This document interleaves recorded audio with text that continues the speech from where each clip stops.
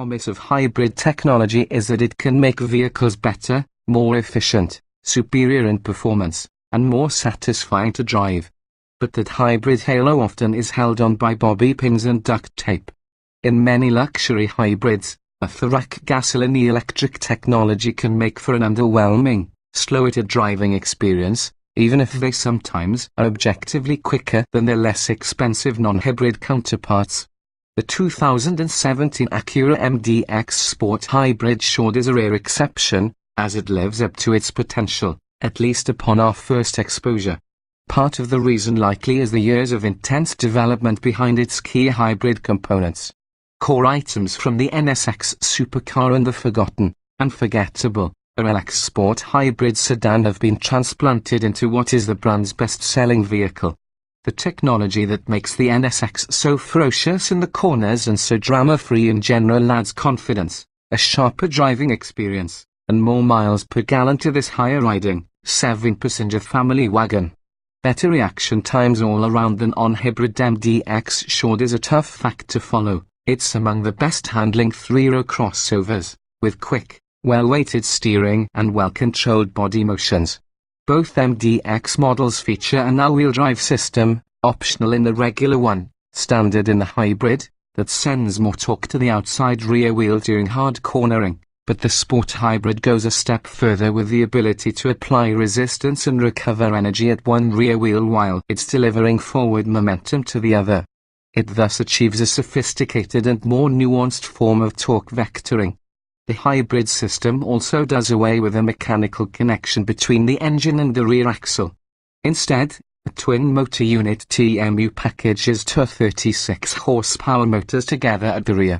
They fill gaps in the engine's torque curve to sharpen accelerator response in the hybrid compared with the conventional model, and Acura engineers boast that the system takes just 90 milliseconds to fully adjust the torque distribution among the wheels versus about 0.2 seconds in a regular MDX.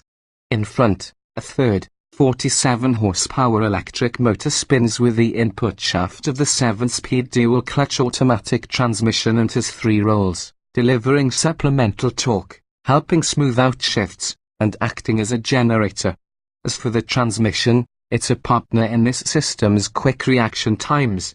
By losing the ZF 9-speed automatic, which can bumble over its bounty of ratio choices and sometimes fumbles the shifts themselves with a shudder, the 7-speed and hybrid motor system are all business, ripping through the gears with quickness and grace. You hear them work more than feel them, and, because of the hybrid system, the rush of passing power starts even before the transmission has downshifted. The gasoline engine steps aside as the headliner of the show, even though it remains the essential piece. In place of the direct-injected 3.5-litre V6 in other MDX models, the hybrid has a 3.0-litre V6 with port injection, the smaller displacement enabling it to skirt a China market tax on larger engines.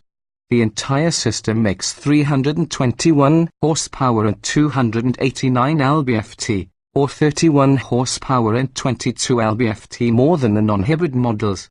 Moving along with city traffic, it's clear that Acura's hybrid know-how extends to more than carving up mountain roads. The hybrid system brings the V6 seamlessly into the mix with a wet multiplate clutch, finessing the low-speed drivability issues that can plague such a setup. Accelerate gently and the MDX hybrid launches silently, as a rear-wheel drive electric vehicle. The V6 comes on shortly thereafter, although it often switches off when coasting at speeds up to 56 miles per hour. We also saw it cycle off and steady 40 miles per hour cruising. The fine MDX driving experience hasn't been adulterated in any other way. It includes well-blended brakes and precise, nicely weighted steering. There's a fair amount of body lean, as expected in an SUV like this, but the adaptive dampers do a great job filtering out road harshness.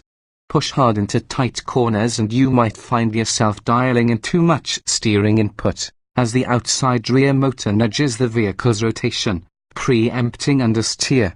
A quick loop in a Lexus RX 450h, the top seller among the MDX hybrids.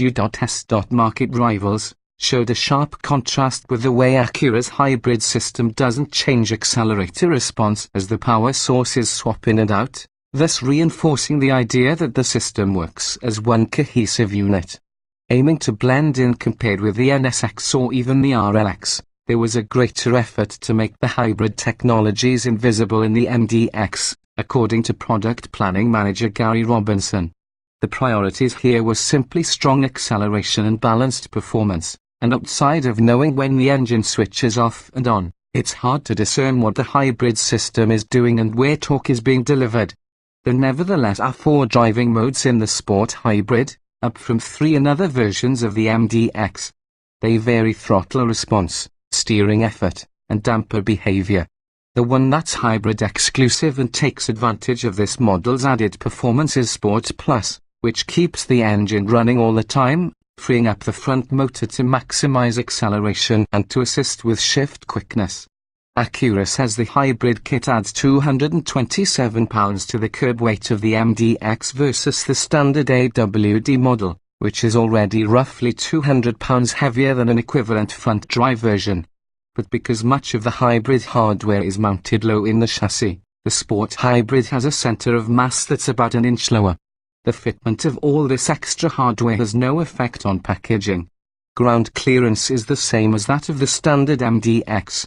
Seating is still comfortable for 5 in the first 2 rows or 4, if you get the advanced model and its second-row captain's chairs, and good enough for kids in the 3rd row. The seats fold neat and flat, and cargo space is uncompromised. If the motor systems around the axles of the muscle of the hybrid system, the Intelligent Power Unit IPU and Power Control Unit PCU are its brain and nerve center. Both have benefited from NSX development, and they're mounted on additional structures with cross members to help protect them that span the width of the MDX's underbody, essentially where the drive shaft otherwise would go. The PCU is liquid-cooled, while the IPU, with a 72-cell, 1.3 kWh lithium-ion battery pack lives, is located under the center console and cooled with air from the cabin. Why not go hybrid? There are 2 ways to get the Sport Hybrid. The technology package versions include 20-inch wheels, remote start, blind spot monitoring, and navigation. The advanced package adds features such as heated and ventilated front seats, upgraded Milano leather with contrast piping, open board trim, heated second-row captain's chairs with a center console, sunshades for the 2nd row, and LED fog lamps. All MDXs now come with crash mitigation braking, lane keeping assist, adaptive cruise control, and other active safety features. Given the hybrid's boost of 8 miles per gallon in the city and 1 mile per gallon on the highway versus the standard all-wheel drive MDX at an extra cost of just $1,500, it's hard to conceive of a reason not to get the Sport Hybrid over the standard MDX, even for those who tend to do more highway driving. There are a couple of drawbacks, however. For all the NSX-derived wizardry, the system in the MDX Sport Hybrid isn't really meant for high-speed driving. At 84 miles per hour, just short of the rear motor's 11,000 revolutions per minute redline, a new air clutch decouples them from driver duty. Beyond that speed, the non-hybrid models, with their larger 3.5-litre V6 and less weight, likely would start pulling away from the hybrid. The more significant issue is towing. Whereas the standard all-wheel drive MDX is rated to tow up to £5,000, pulling a trailer is not recommended at all for the hybrid, according to powertrain development leader Ken Lance, who claims that the majority of MDX owners don't tow anyway. Other than badging, there's not much to visibly distinguish the hybrid from other versions. All MDXs received a light refresh for 2017, one that's most noteworthy in front, where Acura shed the last remnants of the former model's awkward metallic beak, subbing in a more conventionally styled grille. The hood gets some corresponding new character lines, there are new wheels, and the return of dual exhausts sum the exterior changes for the 2017 MDX lineup. Inside, Acura has introduced second-row captain's chairs and revamped some of the trim and surfaces. The company expects the MDX hybrid's target buyer to be both significantly younger and more affluent than those who go for the non-hybrid models. considering that the hybrid's interior feels conservative, if a bit drab, for the mission. And years after its introduction, Acura's dual-screen infotainment system still confounds and infuriates. Acura expects to sell only 5% of all MDXs in hybrid form, but perhaps that will prove to be an underestimate. For all the complexity, the hybrid gear makes the MDX better to drive and less thirsty. Here, the halo seems real.